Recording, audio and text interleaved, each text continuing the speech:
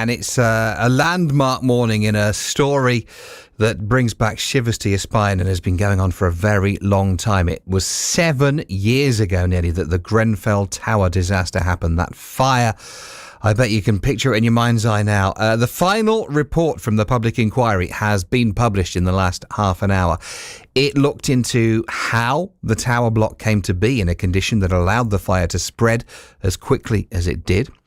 Meanwhile, thousands of people are still living in homes with flammable cladding and other fire safety defects all around the country. I spoke earlier this morning to Paula Shalloo from the End Our Cladding Scandal campaign group. It's been a long time coming, but the report being published today, hopefully, is an important step in holding to account those responsible for the loss of 72 innocent lives. In terms of buildings with cladding, how are people still affected by this 7 years on from that tragedy? Well, that is a very good question. It's actually quite shocking, isn't it? People are still living in unsafe homes. So going to bed at night, worrying that if the building catches fire, will they escape with their lives? So the emotional stress of that is, unimaginable, really, isn't it, to most people, unless you've actually lived it. So if the focus of what we hear this morning is predominantly around who should have done things differently, who, if you like, is to blame for the horrors that happened that night, how will any of that resolve the ongoing bureaucracy and sillinesses that are trapping people now? Well, the reality is that successive governments deregulated. They cut red tape. They ignored multiple warnings. And this happened over decades, by the way. So different, as I say, successive governments. And so what the report will hopefully outline as well is the systemic failures. So, the inadequate regulation control of the construction sector, which was allowed to put profits before people with horrific consequences. What we need now is for the government to actually step up and make sure that this doesn't continue and to stop passing the buck and arguing about who pays. There are real people's lives at stake here, and that's what needs to take priority. In your time with the campaign, Paula, what kinds of stories have really stuck with you?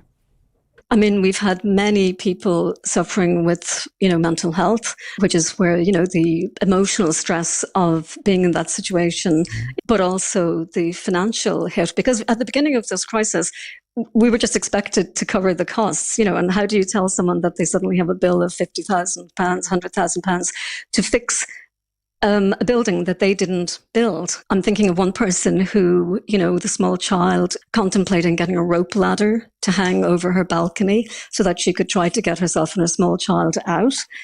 People shouldn't be living like that. Are you hopeful today will prove an important landmark?